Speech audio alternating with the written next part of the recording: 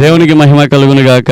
క్రీస్తునందు ప్రియమైన మార్నింగ్ మన్నా చూస్తున్న ప్రియ బిడ్డలకి అందరికీ వందనాలు. దేవుడి మీ అందరినీ ఆశీర్వదించి నిండారులుగా దీవించును గాక. ప్రియులారా, ఈరోజు దేవుని యొక్క వాక్యము, వాగ్దానము సామెతల గ్రంథము మనం చూస్తాం. 8వ అధ్యాయం 21లో చూస్తూ ఉన్నాం. నన్ను ప్రేమించే వారిని నేను ఆస్తికర్తలుగా చేస్తానని ప్రభు చెప్తున్నాడు. ఆయన రాజులకు రాజు, ప్రభులకు ప్రభు, దేవాది దేవుడు. ఆయన్ని ప్రేమించే వారికి భూమిలో ఉన్న నిధులన్నీ తెరచి ఇస్తాడు.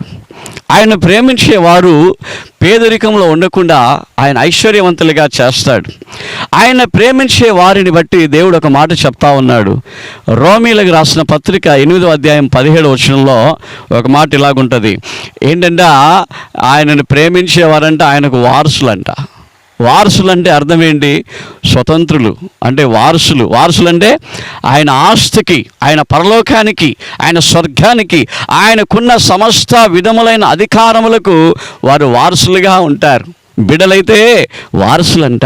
కాబట్టి ఈ యొక్క ఉదయకాలమున మనం ఎంతమంది అయితే దేవుని బిడ్డలుగా మనం ఉంటున్నామో, ఎంతమంది అయితే దేవుని బిడ్డలుగా ఉండడానికి, ఆయన మనకు తండ్రిగా ఉండడానికి మనం అధికారం ఇస్తున్నామో, ఆయన అధికారానికి కిందికి మనం ఎంతమంది అయితే వెళ్తున్నామో, మనం ఆయన బిడ్డలము, ఆయన పాలించే ప్రజలము. కాబట్టి ఆయనకు వారసులం. వారసులంటే ఆయన యొక్క రాజ్యానికి వారసులం, ఆయన యొక్క ప్రతి దీవెనకు వారసులం, ఆయనకున్న సమస్త సృష్టికి మనం వారసులం. అంటే చూడండి, ఆయన్ని ప్రేమించేవారు ఆస్తికర్తలుగా మారుతున్నారా లేదా? వారసులుగానే మారిపోతున్నామండి. కాబట్టి ప్రియులారా, గమనించండి. ఈరోజు మనము నాకేమీ లేదు, నాకెవరు లేరు, నాకు ఏమీ లేదని అనుకోకండి.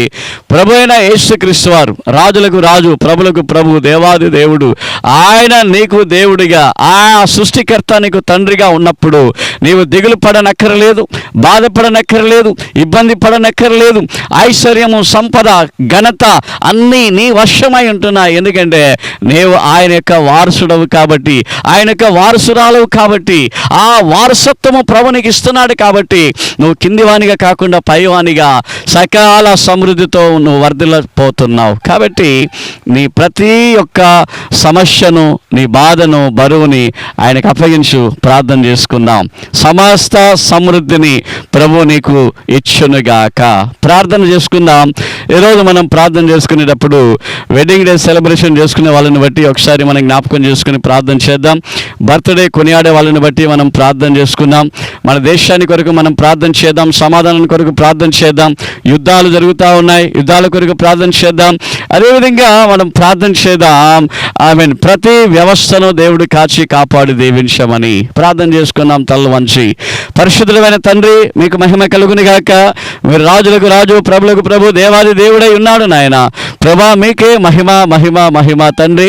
ఈ దినమున ఎవరెవరైతే వివాహ దినోత్సవములను సెలబ్రేషన్ చేసుకుంటున్నారో వాళ్ళందరినీ కూడా మీరు దీవించి ఆశీర్వదించండి ప్రభా. అదేవిధంగా తండ్రి స్తోత్రాలు, జన్మదినాన్ని ఎవరైతే తండ్రి సెలబ్రేట్ చేసుకున్నారో వాళ్ళందరినీ కూడా మీరు దీవించి ఆశీర్వదించండి. కొత్తగా ఉద్యోగాల కొరకు ఇంటర్వ్యూస్కి వెళ్ళే వారిని బట్టి ప్రభా ఇదిగో మీరు దీవించి ఆశీర్వదించండి ప్రభా. చదువులు చదువుతున్న బిడ్డలను బట్టి, పై చదువులను బట్టి కూడా ప్రభా మీరు ఆశీర్వదించండి. అదేవిధంగా తండ్రి కొత్తగా వ్యాపారాలు ప్రారంభించి, వ్యాపారాలు ప్రభా ఇదిగో తండ్రి ప్రారంభిస్తున్న బిడ్డలను బట్టి కూడా ప్రభా మీరు ఆశీర్వదించండి. అదేవిధంగా తండ్రి స్తోత్రాలు, మా ఇండియా కొరకు ప్రార్థన చేస్తున్నాం. మా దేశంలో సమాధానం ఉండును గాక, మా దేశంలో సంతోషం ఉండును గాక, మా దేశంలో విడుదల ఉండును గాక, మా దేశంలో గొప్ప రక్షణ ఉండును గాక, మా దేశంలో గొప్ప ఉజ్జీవము ఉండును గాక. మా దేశంలో ఉన్న ప్రతి డిపార్ట్మెంట్స్, ప్రతి వ్యవస్థలు నజరేతుడైన యేసుక్రీస్తు నామమున ఆశీర్వాదకరముగా, సమాధానకరముగా, శాంతియుక్తముగా ఉండును గాక.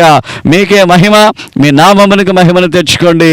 ప్రార్థన వింటూ ఉన్నందుకు వందనాలు ప్రభా. అదేలాగా చేస్తున్నందుకు వందనాలు. నూతన ప్రాంతాలలో మందిరాలు స్థాపించబడును గాక, నూతనముగా అనేక మంది రక్షణలోనికి వచ్చుదురు గాక. మీ కృప, మీ దయ ప్రతి ఒక్కరికి తోడైండును గాక. యేసుక్రీస్తు వారి నామములో ప్రార్థించి వేడుకుంటున్నాము తండ్రి. ఆమేన్, ఆమేన్.